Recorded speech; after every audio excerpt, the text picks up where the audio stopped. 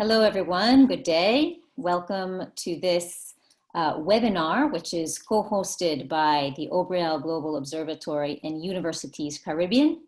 This webinar today is featured under a series of events called Obriel Global in Focus, which is an umbrella platform for different initiatives, projects, events, dialogues that our association, the Obriel Global Association, is hosting in conjunction with partners and members in different regions of the world. We are very pleased today to be focusing on the Caribbean, but also focusing on a topic that is of extreme pertinence for all regions of the world right now. That is the topic of joint academic program development and its particular relevance for regional integration missions. We will look at this topic from the perspective of the Caribbean as a region, but we will also examine the topic from other world regions as well, including in South America, including in Europe and in the European Union. The webinar today is being broadcasted. We have interpretation available in 3 languages, in English, French, and Spanish. These are also 3 of the 4 languages that are official working languages of Universities Caribbean in the Caribbean region, which is very multilingual and very diverse. We have panelists today who will be speaking respectively in those different languages, so please do enable your interpretation function in your Zoom. On another technical note, I would like to remind you that we encourage you to participate actively in this event through the Q&A icon. We have disabled the chat icon, so please only post your questions and your comments through the Q&A. We will be monitoring that throughout the event, and we will have various points in time in the webinar where we will be responding to those questions and introducing those questions to the panelists with us here today. I would like to now introduce the Secretary General of Universities Caribbean, Miriam Moyes, who will give a few opening words, tell us a bit about Universities Caribbean. From there, we will hand it over to our chair and to our panel, and in theory, be having a lively discussion. So Miriam, the floor is yours. Thank you very much, Elizabeth. Thank you, and good morning. Good morning to Obriel Global membership, as well as Universities Caribbean membership. In my capacity as Secretary General of Universities Caribbean, it is my pleasure and honor to chair the Caribbean chapter for Obriel Global. And in fact, our organization is an organization of over 30 members across the wider Caribbean region.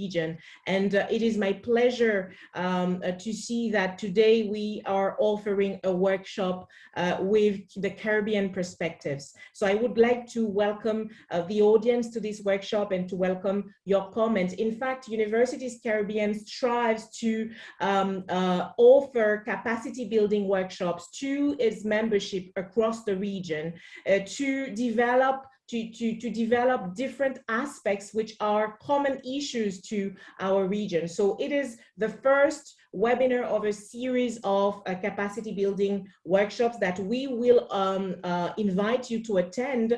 In fact, our leadership, we focus on university governance, and on behalf of the executive of Universities Caribbean and its president, Sir Hilary Beckles, I really want to insist on the necessity to view the Caribbean as with a wider geography, as we also have members from the continental Caribbean, from Colombia, and different members in Latin America. So our perspective is really anchored in regional development in the larger sense. So I want to warmly welcome colleagues, thank them for their acceptance to participate in this wonderful opportunity to discuss joint academic programs for regional development. And I look forward to the discussions, and thank you very much. Thank you so much, Miriam. Pleasure. This is the first joint event that we host together, Obriel Global and Universities Caribbean. And as you mentioned, Universities Caribbean is now at the helm of a chapter that the Obriel Global Association has created in the Caribbean region, which will work closely with other regional chapters established in Central America, in South America, in Africa, in India, and in Europe. We are very excited about this prospect, and we hope that this event today is the first of many events that we will do collaboratively. Without further ado, I would like to introduce our chair today, Dr. Patricia Martinez, who comes to us from the Universidad Simón Bolívar in Colombia. Patricia is a professor there. She has a long history of leadership in higher education in Colombia, both at the university level and also in the governmental level. She is also currently managing the CRECES program, which is a program for regional development run by ASCUN, which is the National Association of Universities in Colombia, also a member of Obriel Global Observatory. Patricia will be guiding us through this panel today. I should mention that Colombia is, of course, also a part of the Caribbean. And from what I've understood, Patricia's institution is also a member of Universities Caribbean. So we're very pleased to learn about the Caribbean, not just from the perspective of some of the island nations that we know, but also from the perspective of some of the neighboring nations that are also form part of this very important region of the world. So Patricia, the floor is yours. Bueno, muy buenos días, muchas gracias. Good morning, thank you. I want to greet you all from Cartagena in the Colombian Caribbean. For the members of Obriel Global, Elizabeth, but also the heads of Universities Caribbean, Miriam, colleagues, friends who are here today through the web, and our panelists. I want to thank you for the invitation, and I'm glad of being with you today as chair of this panel on joint study programs for regional integration. In the Caribbean universities, this is a great vehicle to achieve the collective dream of one united Caribbean, a region of knowledge connected to the world, a region of knowledge able to build a future of opportunities to all, able to defy the social problems, economic, political, health, and environmental issues that we are going through in order to achieve great transformation in the territory for the sustainable growth and development. This is a shared dream by all higher education institutions and research institutions that may come through putting focus on education and the integration of great space of knowledge in the Caribbean. Thus, following this goal, since 2018, we have carried out substantial changes in the view and organization of the associations of Universities Caribbean. Statutes have been changed of the organization in order to include universities and research centers of the continental Caribbean. It has been fostered a greater integration of networks and institutions at an international level, such as Obriel Global, the Association of Universities of France, the International Association of Universities, the UDUAL, ASCUN, ASIESCA, SUCA, OI, the ULAC Foundation, just to mention a few. At the same time, we have fostered collaborative working models regarding the topics that have been identified as priority in the region and that have become the pillars of our strategic plan for Universities Caribbean within a framework of inclusion, respect to cultural diversity, and language identity as well. These 6 pillars of our strategic plan are digital transformation and Caribbean economy, climate change and environmental justice, public health and chronic diseases, tourism, blue economy and sustainable development, transportation and logistics, and finally, race, gender, social justice, and Caribbean realities. Also, regarding the strategic aspects of the organization of Universities Caribbean, its territory, its planning and strategic management, there are specific approaches as a means of integration and inter-university collaboration. Among them, there is an initiative of a joint program of master's degrees for Sustainable Caribbean. And one of the reasons for carrying out these webinars, we know that universities have to build alliances based on a new concept of collaboration in order to offer degree programs, joint programs that may incorporate in their curricula the strength of each institutions and of the cultures and countries in which they are located, apart from offering articulation in assistance programs. This is a strategy that has been fostered by the Erasmus program that you all know, where there are postgraduate degrees in different consortiums in at least 2 European universities, but that may be integrated by other universities from other countries as well. The Erasmus programs are of great prestigious and innovative programs. In the region, only agreements to offer double or triple degrees have been implemented, which have benefits to universities and the students that participate in them. Also, they open the doors to other types of collaborations and exchanges that go beyond student mobility. However, in the Great Caribbean and Latin America, we have not been able to develop true programs of double degrees due to 2 factors. First of all, is that there is no clear standards in our countries, a clear regulation that promotes these joint programs, and the degrees granted in the foreign countries have to be validated.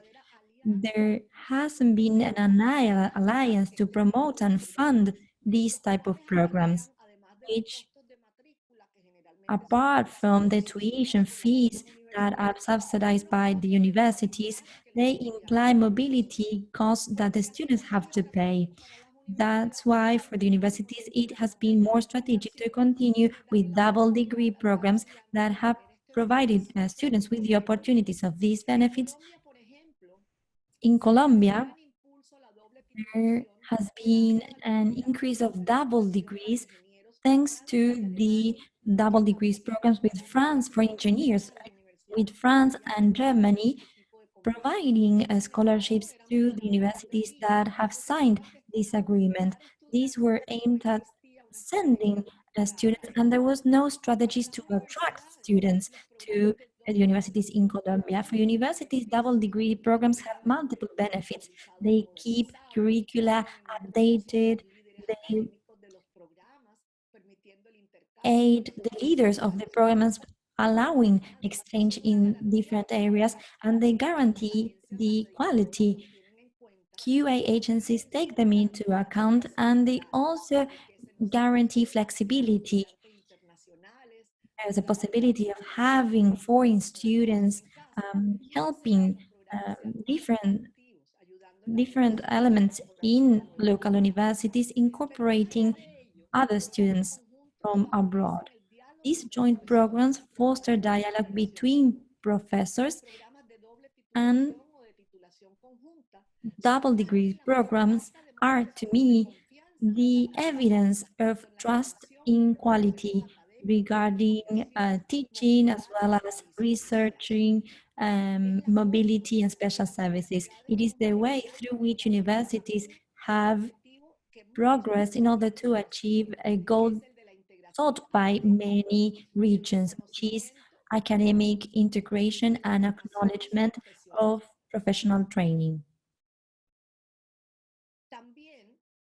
Furthermore, it facilitates a flow of persons among the different regions and attracts qualified persons.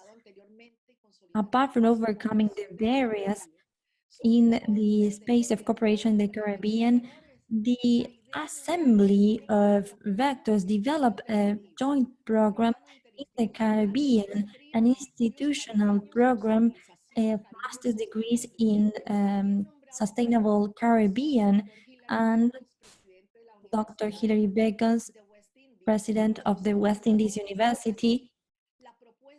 And this proposal has been unanimously approved in the General Assembly by the Executive Committee in 2019. And the goal of this program is to train new leaders for sustainable development in the region that know in depth the value of our region, understand their complexity, and at the same time foster practical solutions to the great challenges that we have in terms of health, education, poverty, social inequality, environment, gender, etc., fostering student mobility in the Great Caribbean and dissemination of the topics of interest to the region. And it is a great opportunity for the development of our dream of one Caribbean joint in its diversity.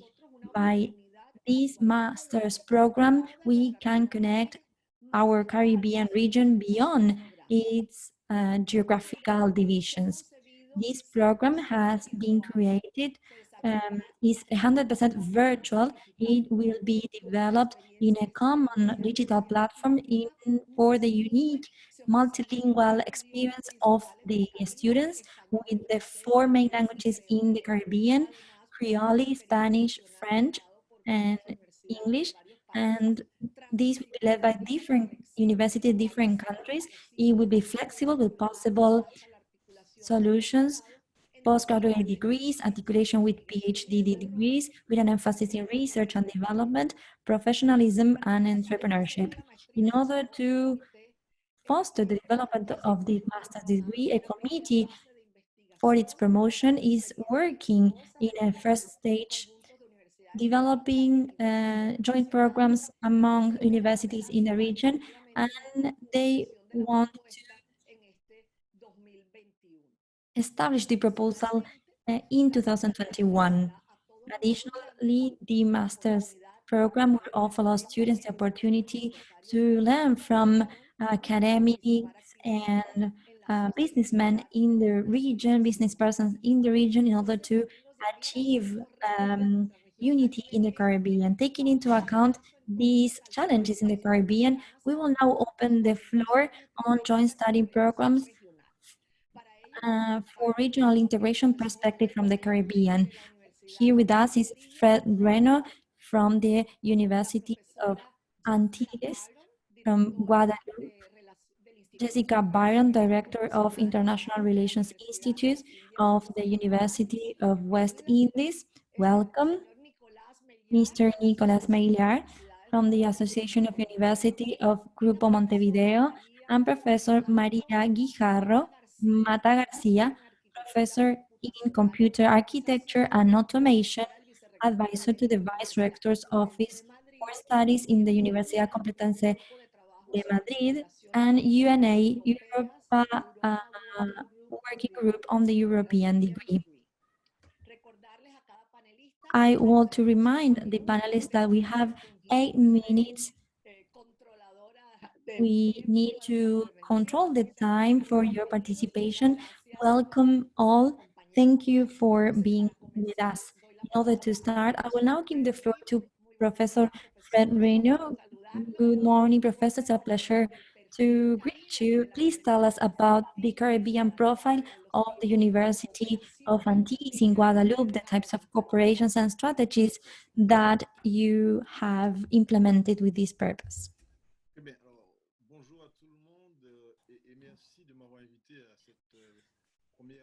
Good morning, everybody. Thank you for inviting me today to this interesting event.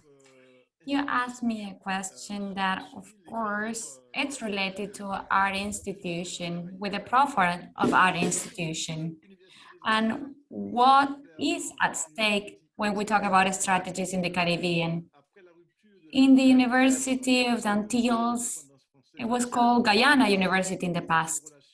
And then it was divided in two different parts, and it joined other universities of the Caribbean through different agreements and student mobility and through the professors, faculty.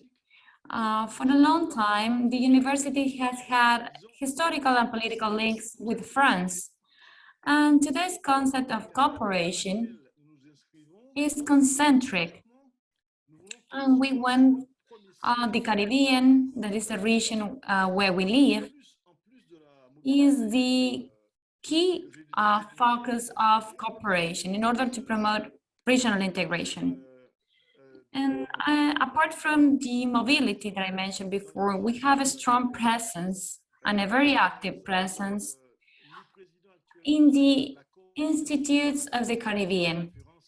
For example, we currently preside over CONCUMPLA, that is a group of deans that gathers the deans of the Caribbean.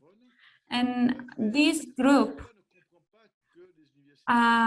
is managed by the Association of Francophone Universities. It only gathers Francophone universities. We have Haiti and the French Guyana, but we also have links with universities in Cuba and other regions in the Caribbean. So we go beyond the Francophone aspect. With regard to the strategies that we are implementing in the Caribbean, we work together with the University of Martinique. In the last 2 years, it has had a very active Secretary General, and we work actively with these institutions. We also are members of the CSE, and that gathers the whole Caribbean. And the conference have helped us to publish papers and works. Some of them are very recent. And together with Median, we have several works. For example, one is known transgression of the borders in the Caribbean spaces. And the work shows our presence, our participation. That is a very active participation. And we have a very strong presence in the Caribbean. That's basically a brief presentation of our work. I think that it lasted less than 8 minutes, but that's all I want to say for now. Thank you. Thank you, Professor. Of course, this has been very interesting. We have now Professor Jessica Biden from the West Indies University. I would like to give you the floor, Jessica. Madam Chair, fellow panelists, ladies and gentlemen, good day to you all, and thank you for having invited me to participate in this discussion of Universities Caribbean on joint university programs. First, a few words about the University of the West Indies. It is a regional public university. It's jointly owned by several Caribbean states and territories. It is over 72 years old. It was founded in 1948. And currently there are 5 campuses. 4 are physical. They're located in Antigua, Barbados, Jamaica, and Trinidad. And the 5th is the open campus, which delivers degree and short course programs virtually and occasionally face-to-face to 8,000 students across the Caribbean and further afield, many of whom cannot leave their jobs and families to physically attend classes. The UWI has approximately 50,000 students. It offers undergraduate and postgraduate programs across 8 faculties. So the UWI aspires to being an excellent global university, but rooted in the Caribbean. And its strategic plan for 2017 to 2022 is known as the AAA strategy, because it is built around 3 pillars of agility, access, and alignment. Access goals include expanding access to university education for people in the Caribbean and elsewhere, using digitization and IT as one means of doing this, constantly improving the quality of our teaching and learning, and providing new opportunities always for the development of our students. Agility goals include improving the university's financial health and building sustainable revenue flows. Alignment goals include strengthening and expanding our research culture, responding to the changing global and regional environment and the development needs that we face, and establishing new partnerships with commercial and industrial sectors and civil society, in addition to our governments and our international collaborators. In 2018 and 2019, the University of West Indies was first featured in the Times Higher Education ranking of research universities. It placed number 37 out of 129 universities in Latin America and the Caribbean. And it continues to seek to improve its ranking in a highly competitive global university setting. One area of considerable interest is that of further internationalizing our university, not only by expanding the marketing of our offerings, but by cooperative partnerships with other universities in the Caribbean, Latin America, and further afield. Presently, the 3 main physical campuses only have between 7 and 10% of their student registration as regional and international students, and we really want to expand that. Since the 1970s, the UWI has cooperated with other universities via staff and student exchanges, hosting study abroad programs, partnering in the organization and hosting of summer schools, joint research programs, and in more recent years, developing joint degree programs. Collectively, these activities have supported the goal of internationalization. They have enhanced student learning and development, and they have made our programs more competitive. In some cases, they have generated more revenue, and they have established new academic networks and more visibility for the UWI. Our partner universities have been in the UK and Europe, North America, Latin America, and the Caribbean, notably Guyana, Cuba, and the French Caribbean. And most recently, there are initiatives in Asia and Africa. I had the interesting experience of being for 8 years the UWI coordinator for the UWI's first tripartite degree program, which is a 5-year joint BSc and MSc in politics and international cooperation, which is delivered jointly by University of Bordeaux, Sciences Po, by the Université Antilles, Shellshare Campus, Martinique, and the UWI Mona Campus in Jamaica.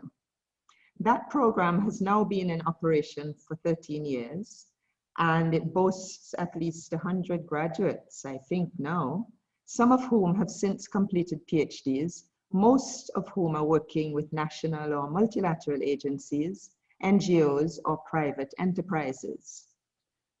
Now, other examples of joint programs include a 4-year bachelor's in software engineering that is offered by UWI jointly with the Global Institute of Software Technology in Suzhou province in China. Students do the first 2 years in Barbados or Jamaica, and the last 2 years in Suzhou, followed by a 6-month paid internship there.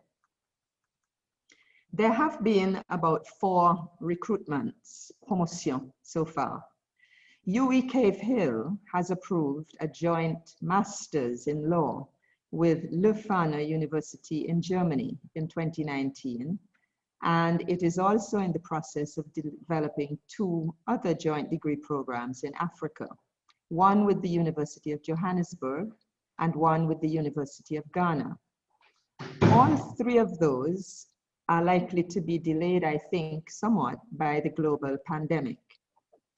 The most recent proposals in university cooperation that I am aware of envisage incorporating considerable online teaching methodologies to overcome the challenges of travel costs, living expenses, and border restrictions. So finally, what lessons have we learned so far in our experience of joint degree programs? First, and I'm speaking here from very personal experience, the development of joint programs should involve extensive and frank discussions on pedagogical methods, assessment procedures, administrative structures and procedures at the partner universities. The weighting for different parts of the curriculum should be clearly understood and translated into the grading schemes at the different institutions. If one partner has a GPA system and the other partner does not, the process of translating grades will be more complicated and the delivery of transcripts and diplomas may be delayed. Second, if the participating universities come from different linguistic zones, there may be many linguistic barriers to be overcome. First, in dealing with university staff and oversight committees who may not understand the documentation and communication from the partner institutions. The coordinators and intermediaries will have a lot of work to do. Second, a requirement for student eligibility must be that they demonstrate an acceptable level of proficiency in the language of the institution and country in which they will be spending part of their academic program time. That is, if they are traveling. Third, the academic and support staff in the institutions must be prepared to support recently enrolled students who will be struggling to cope with the foreign language environment for the first months of their program abroad. Next, the participating institutions must pay considerable attention to pastoral care and mentoring for the students in these programs. They are vulnerable to all sorts of situations that they may experience in an unfamiliar cultural setting. There will be instances of illness or other emergencies to which the coordinators and university personnel will have to respond, with the welfare of the student always as the top priority. These programs must be very student-centered. But we have also found that the students and alumni themselves are strong, enterprising individuals. They set up their own support networks. They share information and assistance amongst all the members of their group. Number 4, such programs work best if the academic and administrative coordinators in the different universities develop very strong collegial relations, maintain good communications, and communicate frequently and regularly on the progression of the program for each cohort.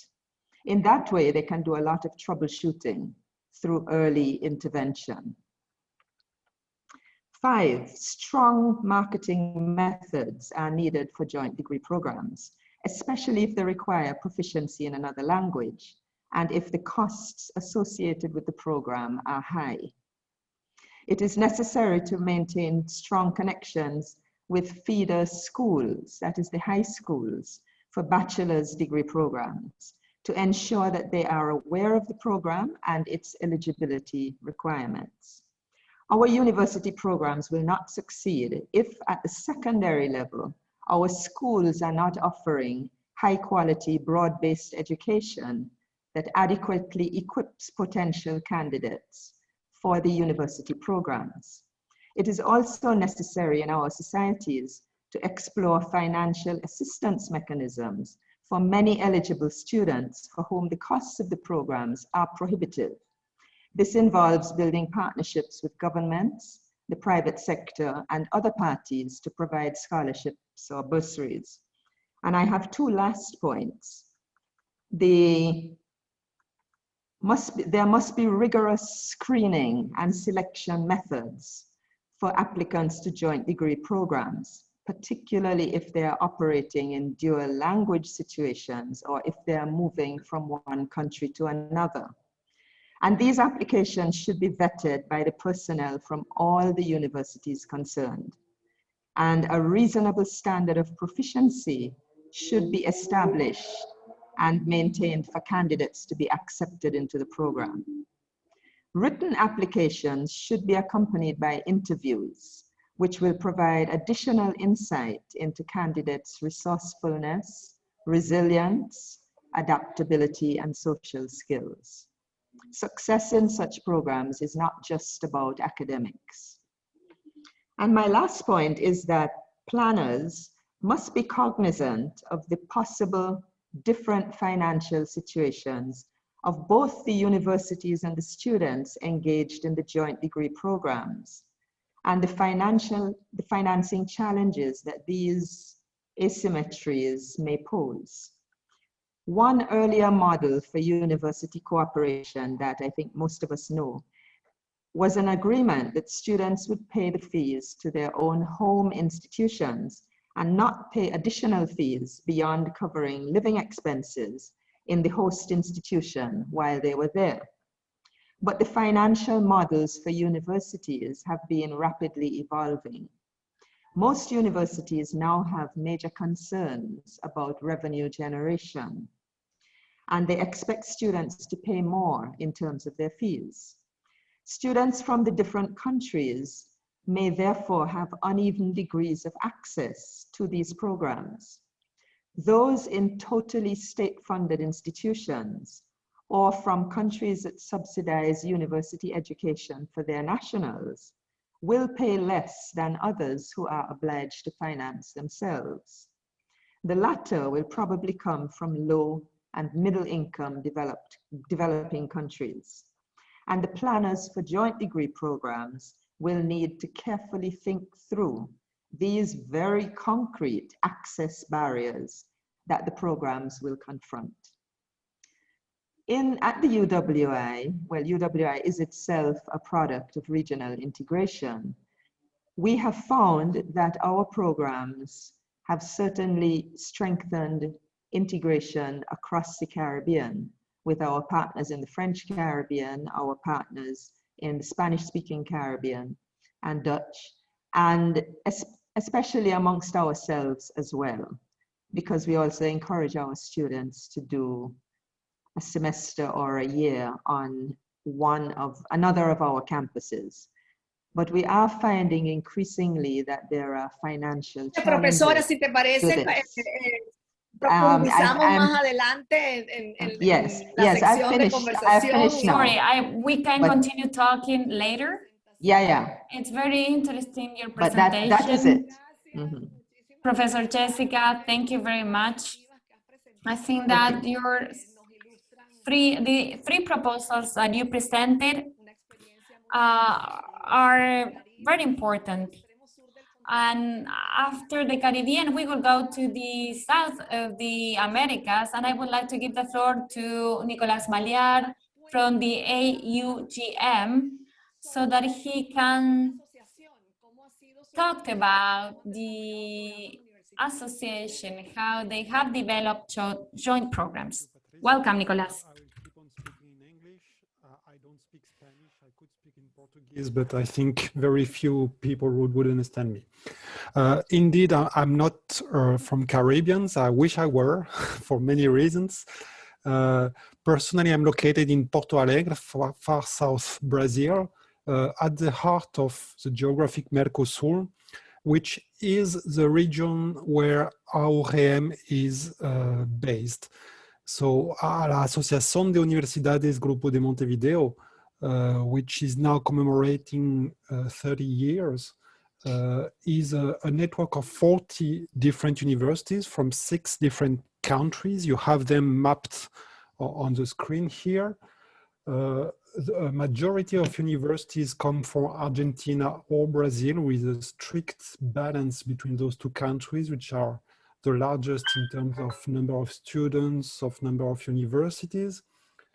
But we are very proud and lucky to be able to really work with very different countries, very different regions, and different profiles of universities. Some are more research oriented, so some are more teaching oriented, but all share common values. First, because all are public universities, which in our region is very important. We are totally free of charge. And all of our values has been discussed during the regional conference on higher education in Cordoba in 2018. All of our values are the regional integration, the social engagement of our universities in our countries. We aim at training, forming efficient professionals, but most of all, good citizens. So there are a common background in all of our universities, which is very important for us. Now, regarding joint degrees or double degrees, I think the basis of our situation is very similar to what happens in Caribbean. I'd say we have been inspired by 2 main concepts which came from Europe. First, the joint masters, as has been mentioned by Patricia. The same has happened with us in all of our countries. So many of our universities do participate to some joint masters with Europe.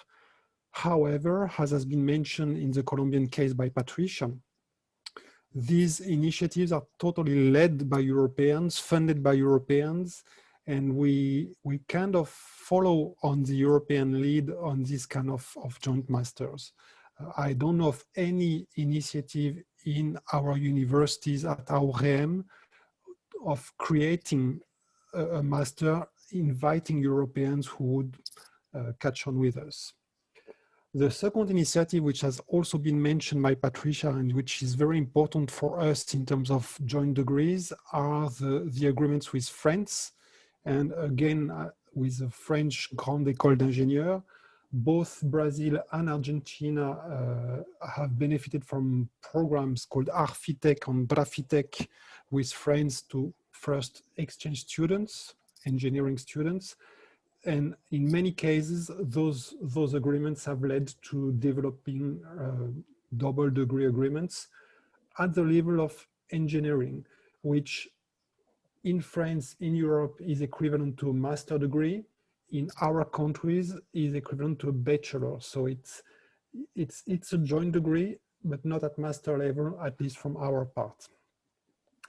Now, what's happened in the case of the French collaborations in our region is that we've been able to go beyond simply the bilateral collaboration with France. Some of our universities, inspired by this model with France, have started developing the same kind of double degree agreement at undergraduate level among Latin American universities, among universities of Mercosur. It's been the case, as far as I know, it's been the first case between Universidad Nacional del Litoral in Argentina and UFRGS in Brazil. But this first attempt, which is successful, the first graduate students have graduated 1 year ago in this joint degree initiative. But this first attempt has inspired other universities to do the same thing. We have some similar collaboration between UFRJ in Rio de Janeiro, for instance, and some Argentinian universities. The idea is booming, and people are really trying now to promote joint degrees or double degrees, in this case, among Latin American universities. At master level, what we have, at least starting from Brazil, is not really joint degrees, but incubating degrees. Some universities in Brazil get funding from CAPES, our national graduate studies agency, to work together with a foreign institution to build a new master program. It's called Minter. And we've had such experiences, for instance, between Porto Alegre here and UDELA, Universidad de la República, in dentistry, also in engineering. So Brazilian universities send professors to start building those capacities of teaching at master level. It's not a joint degree in the sense that once the degree really has started, the Brazilian universities leaves it by itself. The local competencies are used to sustain the master. So it's really incubation more than a joint degree. But of course, since the very start, the Brazilian universities have been involved. The connection, the links, the joint research stays and remains after the program has been incubated. We've had quite a number of such examples of the creation of programs from Brazil with Paraguay, with Colombia as well. So Colombia that is not part of OGM, but the same model has applied to some institutions there. We also have joint degrees at PhD level.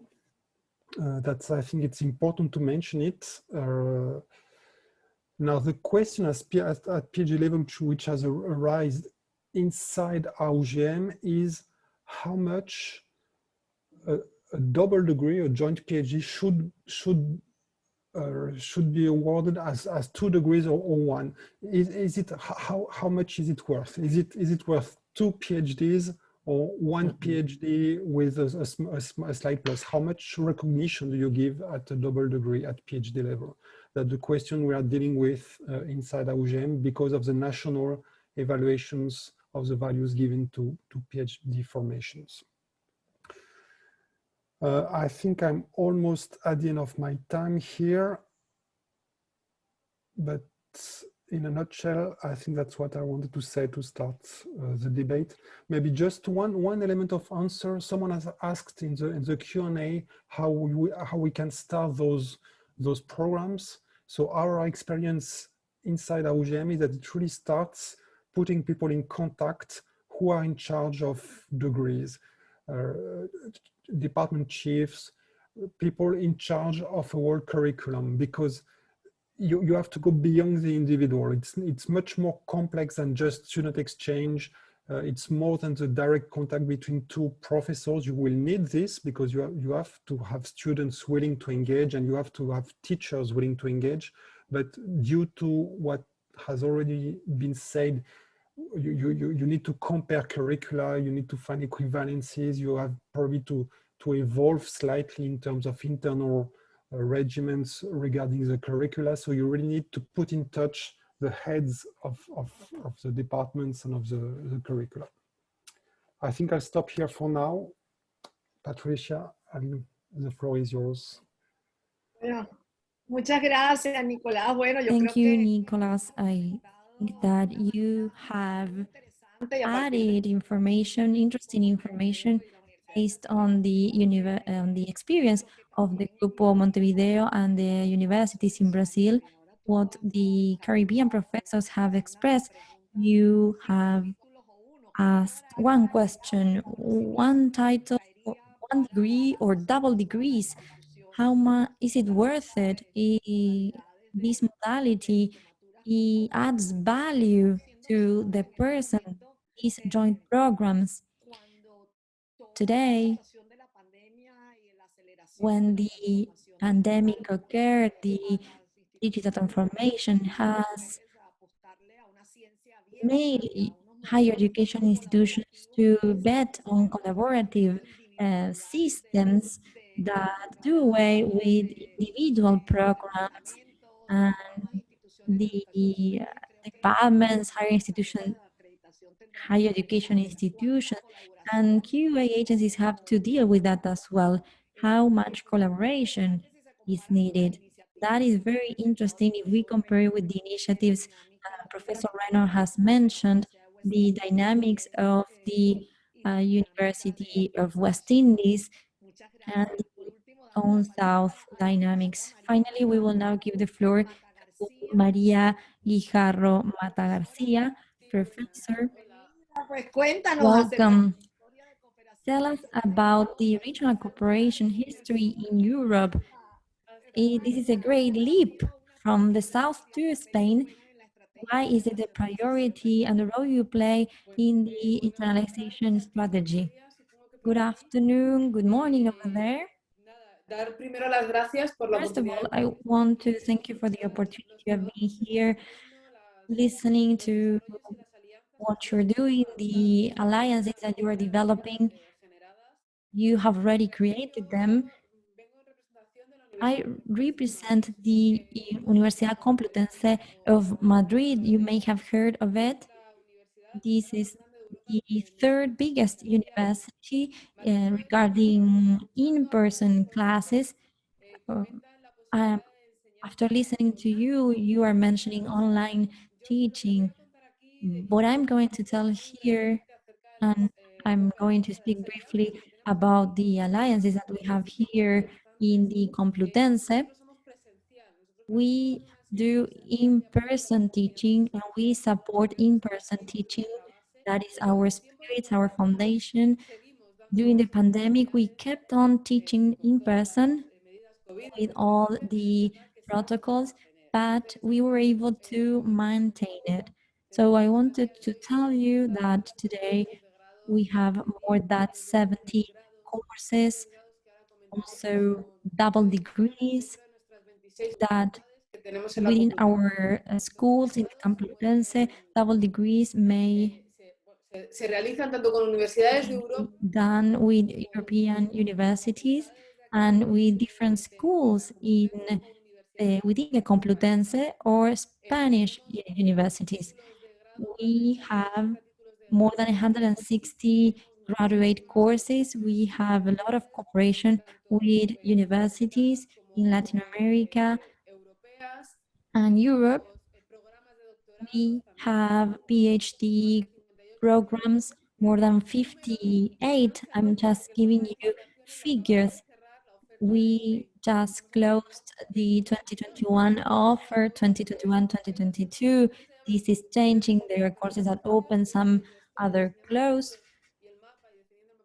We are defining the courses. These changes according to the demand and the needs.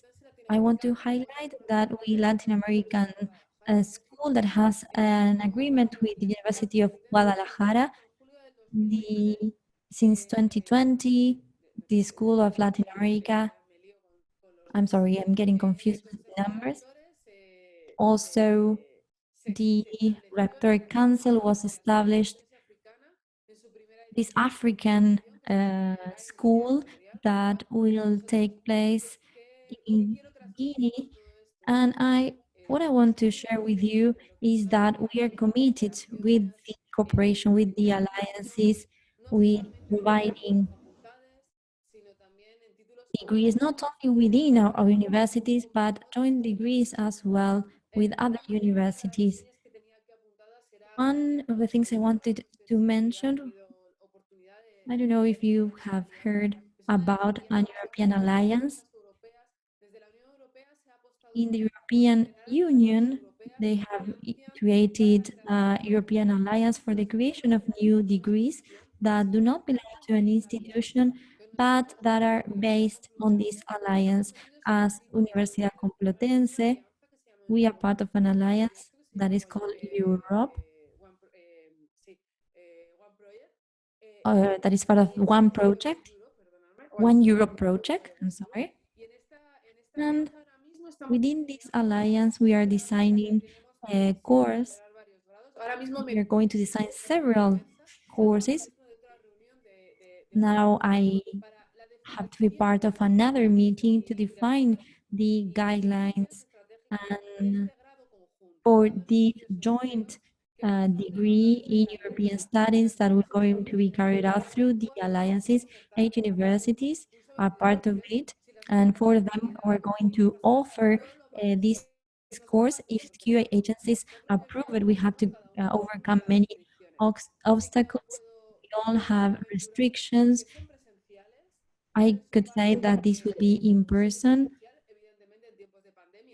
There will be like a hybrid mode due to the pandemic, but we will try to do it in person. The Universidad Complutense bets on in-person teaching. So the courses that we are designing, joint courses, whether it is no matter which university, the student has to start the course in its university of origin, and during the course, that student will travel. We cannot say it's the same to study in different universities, but this follows the line of what we knew as Erasmus. So I want to conclude my presentation now. This is what we do in Universidad Complutense, and we have some experience that has been successful so far. Last year, for example, during the pandemic, we opened the African School of the Universidad Complutense. We keep on working because we believe that union, diversity, and knowing what is known in other parts of the world is a benefit to us, professors, researchers, and to the students as well, to increase their knowledge, which has to be diverse, not only about where we are right now. So this is my brief presentation about what we are discussing today. Excellent, Maria. Thank you very much. I think that this also contributes to our discussion. We have listened to our 4 panelists, and now I would like to ask you, Jessica, and to ask Professor Reno, what are your views regarding these cooperation models that Nicolás from the Association of Universities of the Grupo Montevideo, and which lessons the Caribbean universities can take out of these experiences?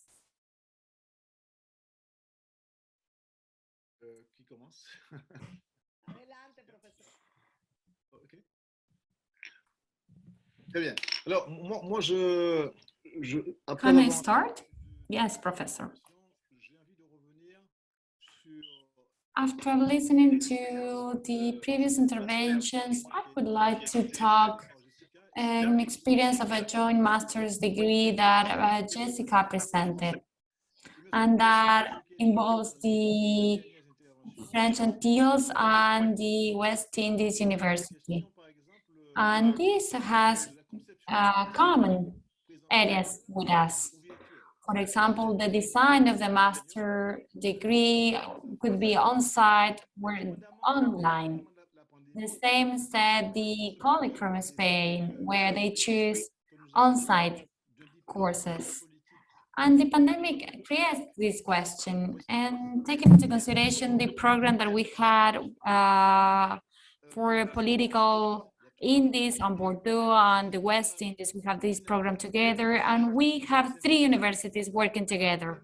And students spend a year in each of the universities, and that is an important thing. And we also need to address the finance issue, because the cost is high.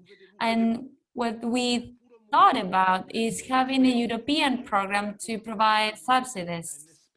Our experience shows that our program is island-based and only for the Caribbean islands of the Caribbean. But now we are trying to include those countries that belong to the continental Caribbean, such as Colombia.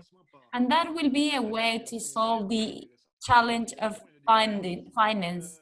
And that is what we are looking for, financing through European cooperation. In previous interventions, there was also a question regarding the diploma that students receive. And the example of Jessica said, and is very good. The 3 universities agreed to have 3 diplomas at the end of the master's degree. And those are the 2 elements that I would like to mention, because we have a common areas here, and we have already solved these issues, and that's why I'm mentioning this. Professor Jessica. Thank you. What are your perspectives or views regarding cooperation models? Yes. First, just to add to what Fred just mentioned, I think getting the 3 diplomas has been useful for the students, for the graduates, because it has enabled them to enter 3 labor markets a bit more easily than would have otherwise been the case. Yes, I wanted to comment on other comments. Monsieur Maya, Nicolas, I think we have had similar experiences in some ways from my very limited experience. Yes, when you have joint degrees, obviously the initiative is likely to be led by the strongest university partner. So if you have a major European university that has a very robust strategy of cooperation or expansion, that will be the partner who will probably influence a lot of the cooperation. That's not necessarily, it's neither a good or a bad thing. It is just how it is. And all the partners will learn to work together to make the most of the initiative. Now, and something else that Nicolas said struck me about the role of Brazilian capacity building in neighboring countries. I was going to say that in UWI, we have had similar experiences, but within the Commonwealth University Association. And UWI has done a lot of work, for example, in building medical degree programs in Botswana. And I think maybe that will happen with Ghana. It's something that is going on at the moment. But there has been a similar sort of impetus, but within the context of Commonwealth universities. So we share those experiences. And finally, I wanted to comment on Maria's presentation, which was also very interesting. I wanted to say that I think the Universidad Complutense has been very successful in terms of its joint degrees and also its international cooperation overall. I happen to know quite a few people in the English-speaking Caribbean who have done master's degrees through your university. You know, and these are people who are not Spanish speakers, they have learned Spanish, but they have enjoyed very successful and very fulfilling master's programs at the Universidad Complutense. I think I'll limit my comments to that. There was a question online. Somebody was asking about finances, how to solve the financing problem. This is an eternal challenge that we face. And I think that in different climates, we will find different solutions. One of the things that we have tried in the Caribbean is not only working with international governments and with our own governments, but also seeking support from private sector funders. For example, in the same program that we share, the Filière Intégrée with Bordeaux and the French Caribbean, some French firms like Total, operating in Jamaica, have been generous in providing bursaries to some students, generally for the first year of the programs. I think there was another firm, Bouygues probably, also was involved in that initiative. We have had to continually keep searching for new solutions to the problem of financing students. So I think I'll stop there. Gracias, profesora. Thank you, Professor Jessica. Yes, you're right. The issue of financing is quite a big issue in order to materialize all these academic proposals. You are saying that we need the collaboration of government, companies, and universities that will help to find different financial or finance sources that would make these proposals to be possible. This is what we are thinking about when we think about the Joint Master's program for the Caribbean. Professors are also talking about including NGOs and other organizations and companies in order to finance that initiative. We also have Nicolas with us in our panel. He has the experience from the South, and we would like to know what your views are regarding the dynamics of the Caribbean and what Maria said from Europe. Well, first I will answer regarding the European case and the European alliances. I am very, very impressed by this movement which has started. When I heard about it, I simply didn't believe that this would happen. But for the last 2 or 3 years, I've really met quite a number of universities, just like Maria told, which are actively engaged. So it's quite impressive. However, for us, it's inspiring, but it's an horizon. I think, at least in South America, in Mercosur, we are very, very far from being able to integrate our universities or our programs at this scale. And this for a reason which I think is fundamental, and I think we have to discuss about it. In Europe, higher education is led by statewide policies. It's been such for 30 years now, at least.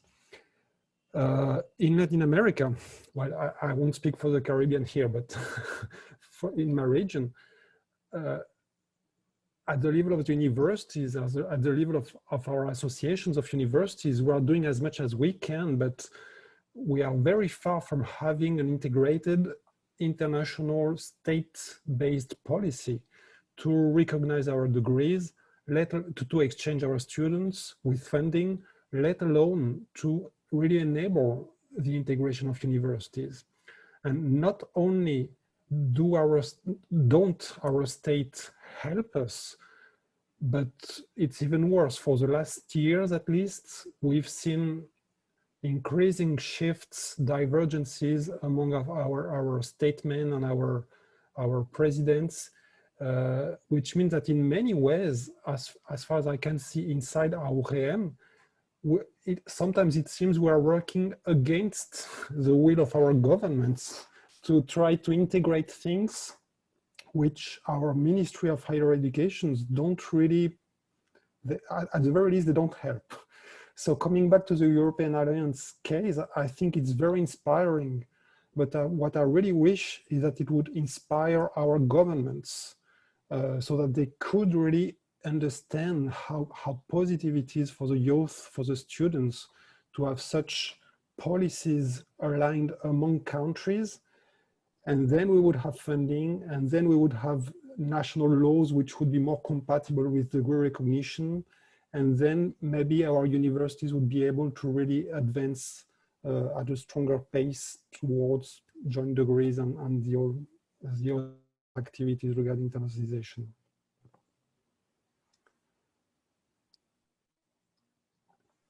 That were my comments. Bueno, María, ahora te damos la palabra a ti. Well, Maria, I would like now that you take the floor.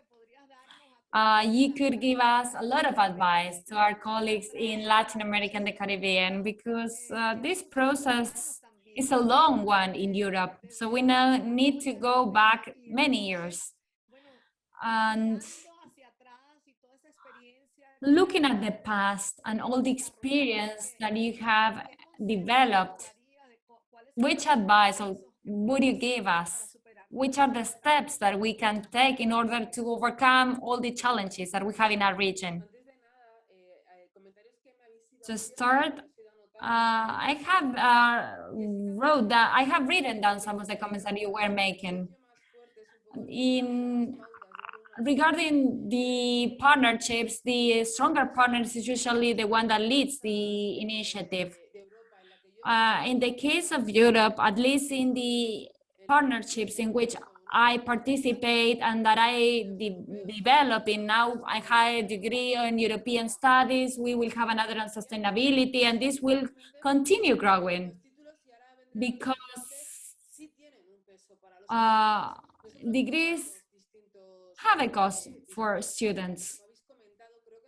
We don't issue several degrees or the different diplomas. We give a single one that includes the collaboration of all the universities, and that's it. In our association, we don't have a stronger partner. And I would like to relate this to what Nicolas was saying. I don't know how is your situation, but we have community quality agencies because in Spain there are different communities. So in the community of Madrid, we have a QA agency that evaluates the degrees. But then at the state or governmental level, at the national level, we have a Ministry of Universities. In this government, we have a Ministry of Universities. Before, it was not a Ministry of Universities. It was something that was dealt with by the Ministry of Sciences and Innovation. So this is an issue. When we have to deal with the politicians, that is an issue because politics will evolve and everything will depend on the interests of the politicians or the party that is in power. So this does not depend on the needs of one partner, but every degree in Europe needs to have a QA accreditation. I don't know if you have that. I guess you have it. You need to pass that accreditation. And the requirements of Spain are not the same as those in Bologna. In Bologna, they have a number of exams per degree, and we don't have exams. So I would like to show you some subtle differences that there are between universities. But we need to take that into consideration.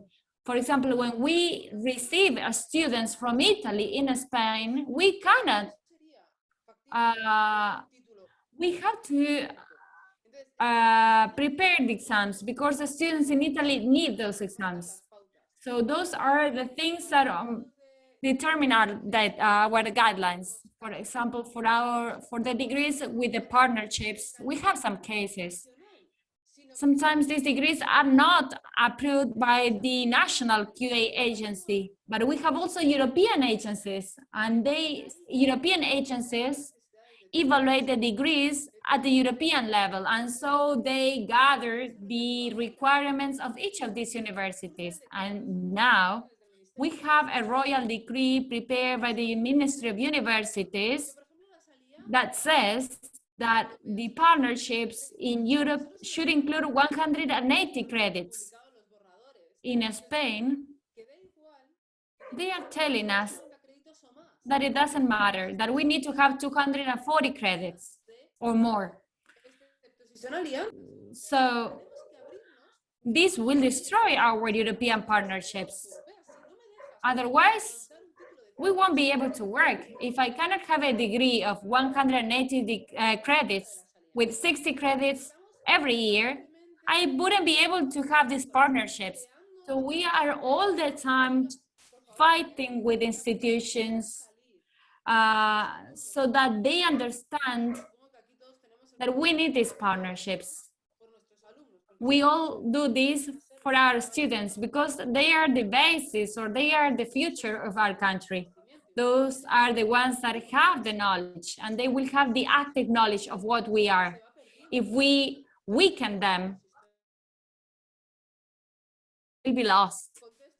So those are the two things that I would like to comment. And Jessica was talking about the master program in Complutense, in Universidad Complutense.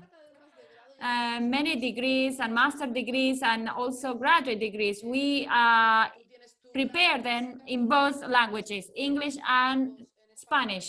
You have always, for example, in physics, you have 3 groups in Spanish and 1 group that is in English. So that our professors are international. They can give classes in English, and those are the 2 languages that we have, English and Spanish. And it's true that we have degrees that receive a lot of people from abroad. And one of the requirements we have for Asian students is that they have a certification for language. That is a quality measure. Without that, that is something that is a requirement. We need that knowledge. We need that knowledge to exist from the very beginning. We cannot train people in languages. So most of our students are from Spain because this is an on-site university. And we have the advantage or the disadvantage of being here in Madrid. We have the buildings here and the students need to be here. They cannot be anywhere else. So we cannot go beyond, or maybe sometimes we cannot address some of the needs of the international public. I think that I have answered all the questions. Thank you, Maria. We have a comment here in the chat by Ramon Torrent to the panelists. He says that he believes that we should distinguish very sharply between joint degrees and double or triple or quadruple degrees. Joint degrees are very nice, but become extremely difficult in terms of professional qualifications. Joint degrees require the compliance with different national regulations. This makes them extremely difficult, even in the European framework. The only real possibility, says Ramon, are double or triple, quadruple diplomas awarded by each participating university according to the regulations of each country. I don't know what the panelists think about this. In Spain, that's not our particular situation, but it may be different in other places. I don't know. Joint degrees work really well, and double degrees as well provide really good results. That's the only comment I see in the chat box. I don't know if Elizabeth Colucci wants to tell us, wants to share some of the questions that you have received in the Q&A, so that our panelists can provide their answers. Thank you, Patricia. Yes, indeed, I am monitoring the Q&A section where a few questions have come in. Some of the panelists have already responded directly to them. There are a couple trends. I should mention that we have questions that have arrived from all over the world. So we obviously have audience members today in Africa. There was a question that came in from South Africa. We had a question that came in from Georgia in the Caucasus region. So just showing the international interest in this particular event, and also the international interest in the Caribbean. One question had to do with partnership building. So the question was, how do you identify partners with whom you can develop joint programs? I guess the question is more of a chicken and egg question. So what comes first, the pre-existing partnerships and then the joint or double program, or the joint or the will to develop joint and double programs, and then the identification of partners with similar interests that would also be feasible in terms of overcoming some of the regulatory barriers that have been mentioned. So a question about partnership development, And a question that also had to do with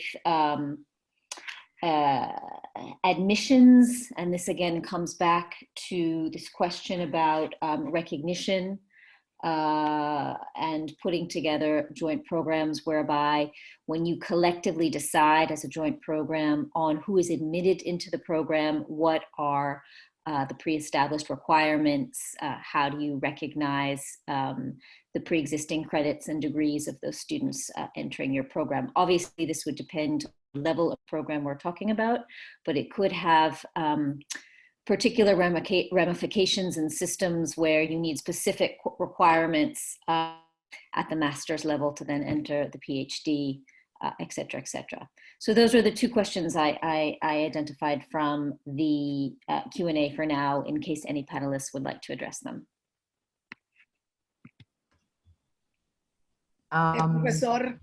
Profesora Jessica, veo que Professor Jessica, yes, go ahead. Yeah, thank you. I just did something short on the partnership question. I think that partnerships, I think that, well, joint degrees or shared programs come about in various ways.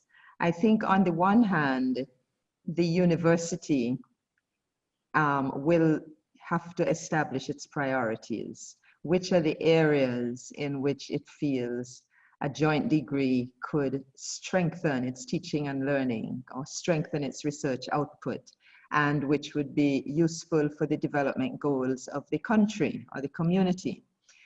That is there, yes, but you will also find that sometimes proposals come from partners, potential partners. And sometimes the proposed partnership will go very well. And other times it might be that the partners cannot find that they don't really mesh, that they're incapable of making the necessary concessions to make the arrangement work, in which case you look for another partner. The other thing is that we are universities, and we all know that at the end of the day, it is academic collaboration, it's collegiality that lies at the basis of every good working partnership. And that all of these joint degrees and initiatives are really going to be based on the strength of individual academic collegiality. And many of the best proposals are going to come out of people who work in a particular area, a particular specialization, or who have a history of shared collaboration, who then come up with an innovative proposal for a joint degree or other partnership. And it works because they are committed to making it work, and they are able to mobilize their universities into providing the necessary support and making it come through. And often that is a vital ingredient that we need to remember, that it's not just university administrations, it's not just governments, it is what we as academics can do to carry forward very good proposals that will build capacity in our institutions and that will help to develop our students. So that's it from me. ¿Alguno de nuestros otros Any panelistas? other panelists, Fredrina, Nicolas, Maria, want to add information?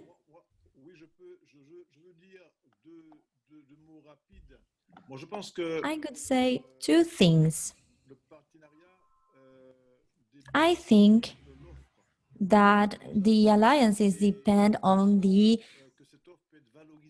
offer that we have, and we think that these may be valued thanks to this alliance. That is to say, the existing offer may be more valuable thanks to this available alliance. This also depends, based on our experience, on the will to develop other degrees, other diplomas, and those courses may be about looking for allies or partners. We believe that the courses that we have and that we're going to create will be valued by the contribution of said partners. Así es. That's right.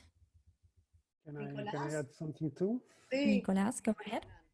I think one more item on the list on this partnership building thing, which I think is common between Caribbean universities and Mercosur universities. Both our associations are already actively engaged toward regional integration. And this idea of also building joint curricula is very important when you add it to this idea of working on shared issues, regionally shared issues. So one example I want to give, this joint degree that I've mentioned between an Argentine university and a Brazilian university is in hydric engineering, hydrology. And it's not by chance, it's because both universities are nearby this huge Rio basin, Bacia do Rio de la Plata. So they really share, the students we train in this region, they really share this idea that it's important to work on large hydric systems. And that's, so first there was a common issue for which you need to train people. And then based on this commonality, the idea to integrate some regional activities and some regional degrees to have one shared formation for the students has arisen. So I think it's important also to think about joint degrees with regards to joint research issues which strengthen regional integration.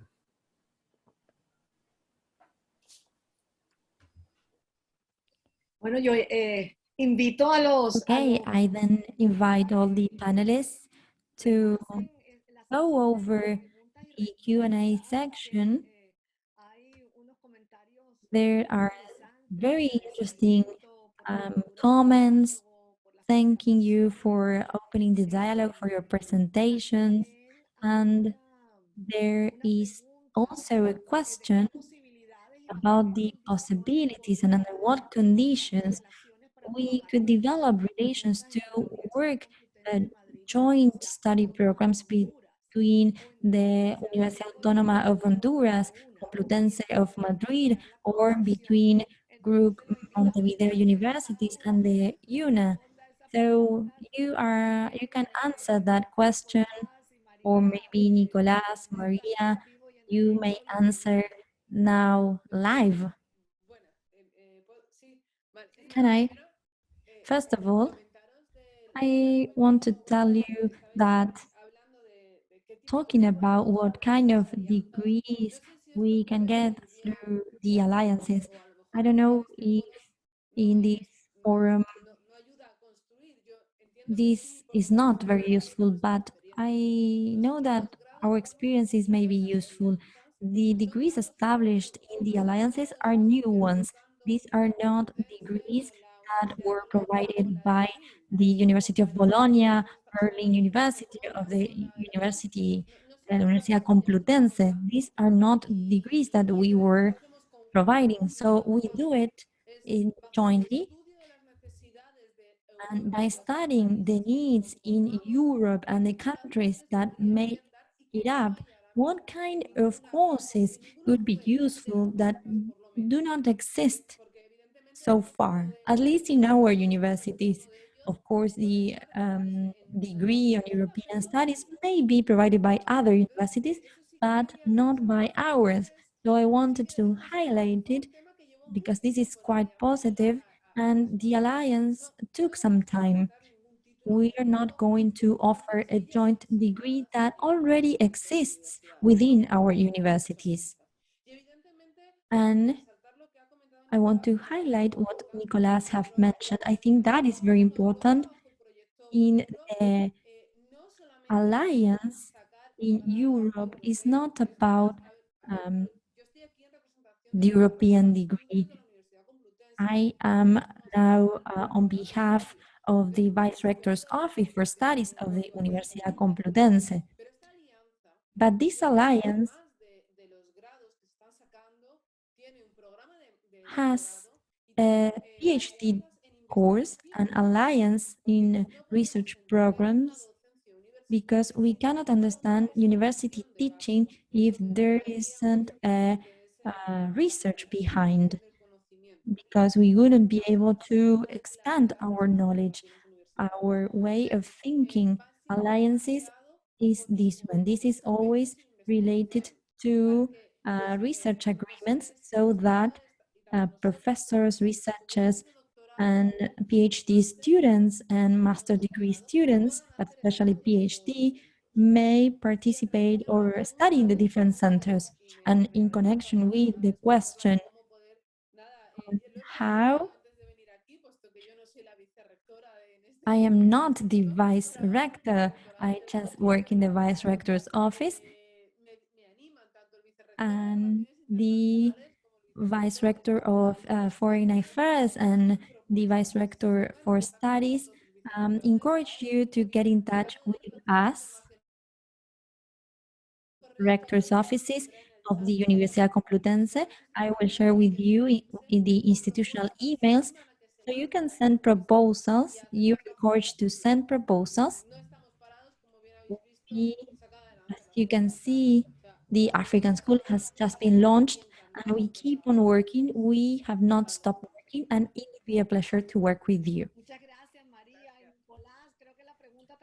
Thank you, Maria and Nicolas. I think the question was for you and the partnership of universities. The opportunity to explain that the AUGEM as an association doesn't have any power to decide let's do some joint degrees or double degrees. It's really up to the universities which are members of the association. What we can do at the level of the association is really mapping the offer and the demand. So if one colleague from one university in the audience is interested, well, you can send me an email, or you can access the website of the association, and we'll try to find some match with one of the universities of AUGEM to see how much you can advance with them on a given degree. I will share my email in the chat if people want to contact me, so that I can forward the contacts to the association members. Muy bien, y también quisiera preguntarle pues a María y a Nicolás. Very good, and I would like to ask Maria and Nicolas, what is the role that the associations of universities in the Caribbean and overall could play in order to facilitate this type of collaboration? I don't know if you have identified any type of strategic opportunity, or maybe in the area of master's degree, because we know that the proposal of a master's degree is already on the table. All the questions that have been mentioned here, if it's a double degree or if a joint program, where the professors should be from, or the languages, all this is on the table. And I think that with your experience, I think that we could make progress and make contributions to learning processes. How do you think that that collaboration could occur?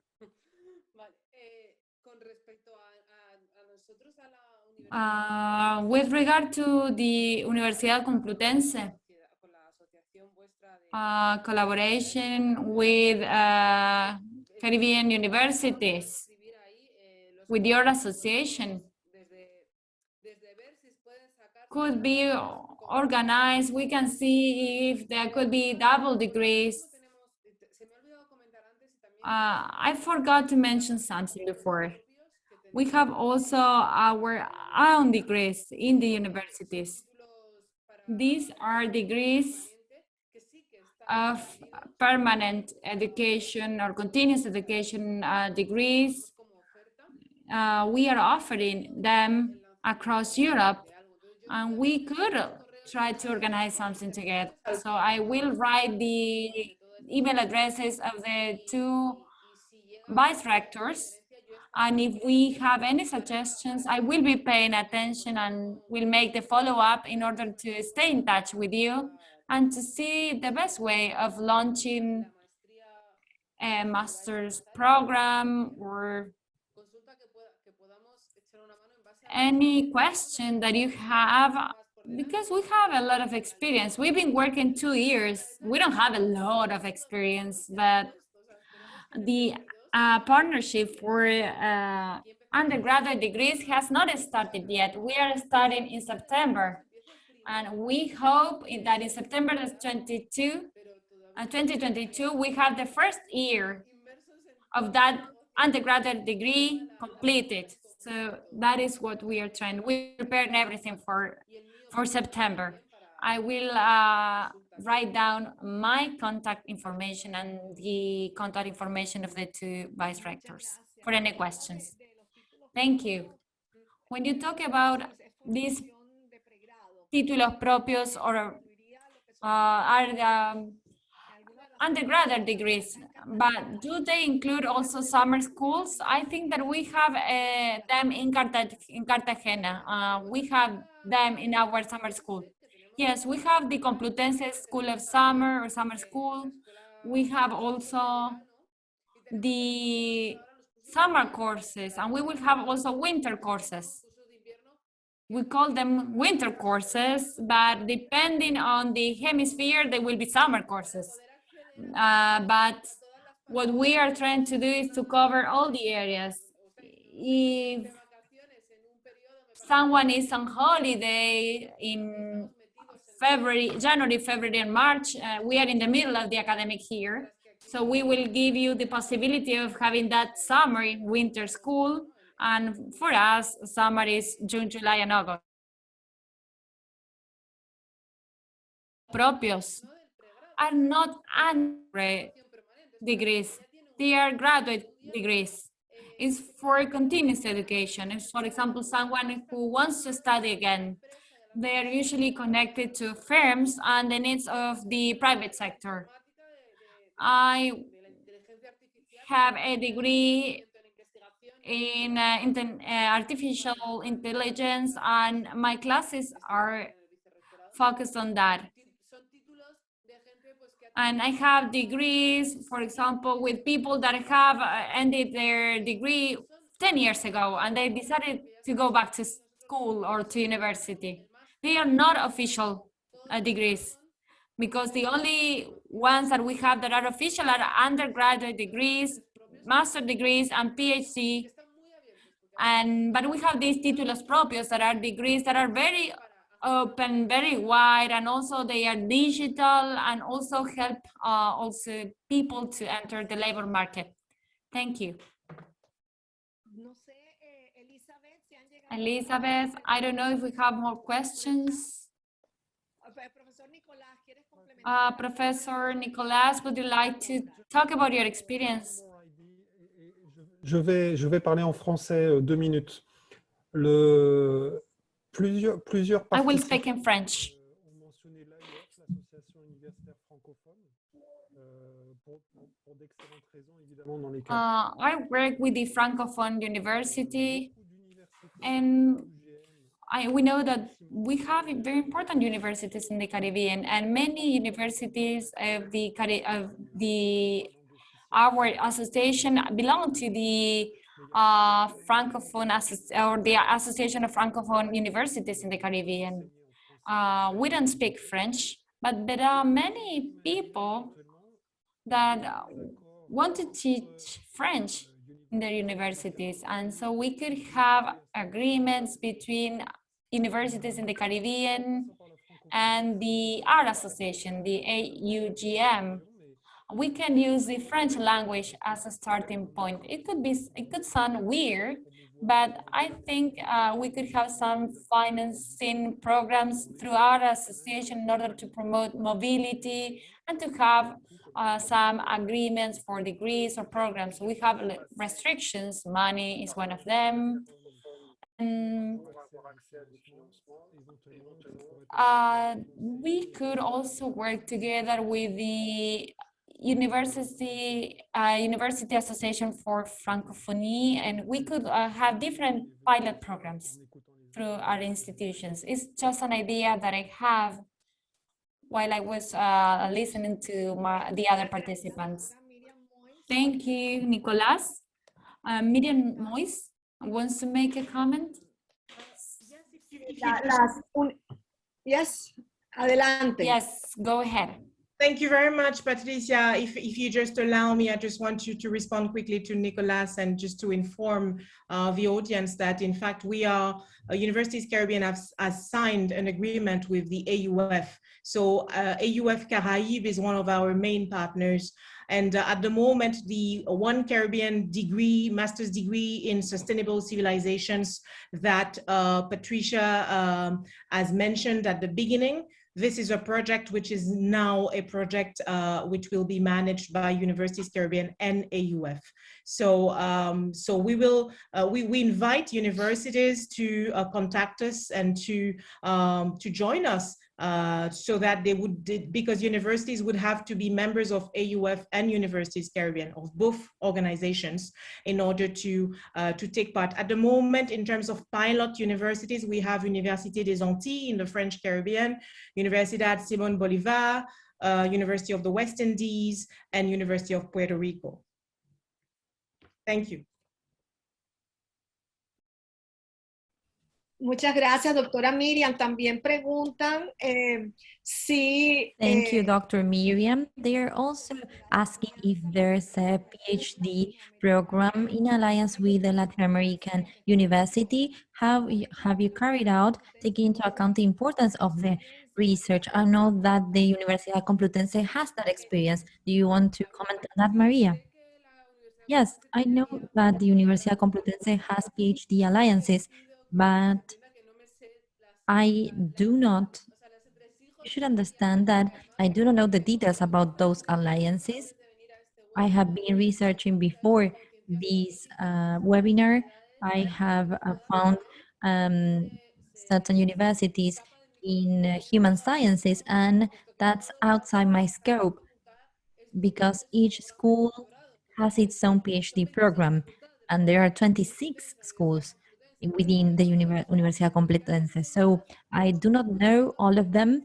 You can write to the email. I have written the emails of both vice rectors' offices, and you can ask the different offices about all the information that you require in order to move forward. In the chat box, I see that you have written down the email addresses just for the panelists to see it. So there's an option to share your data with panelists and participants. So you may copy that information for all the participants as well.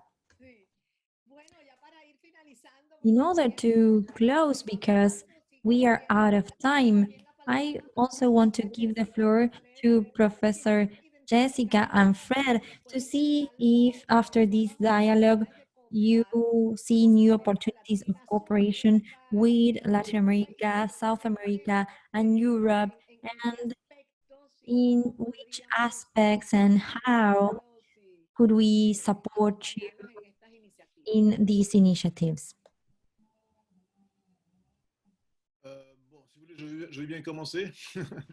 I will start. If you agree with that, I think that regarding the possible cooperation with Latin America, I think that through the AUF, this is possible. And what Miriam described about Universities Caribbean and the association with AUF, I think that in Latin America, Central America, and South America, there are things in common. And in Central America, there are universities that work together with universities in France. I think that AUF, it's an important point, is really well developed in order to foster collaboration. There are many master degrees programs that are being planned, and this may strengthen cooperation through AUF. That is great, Professor Jessica. Yes, thank you very much. Certainly, there are increased opportunities for cooperation. Right now, well, my institute, for example, in addition to collaborating with all our Caribbean colleagues, we are members of CLACSO and of, not sure if we're a member of FLACSO, but we interact with them. And we are always open and eager to deepen our collaboration with Latin American partners.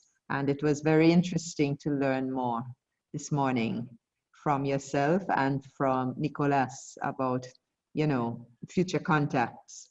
I would like to thank everybody for having invited me, and I've really learned a lot from everybody's contribution, and I hope to go on collaborating with you in the future. Thank you very much, and all the best with the new projects that you have mentioned.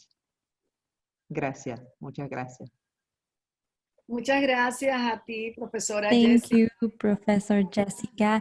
I think that to conclude, we have had 4 participations that have been really valuable. As Jessica said, this has been a morning to learn. We have learned a lot. The 4 panelists have represented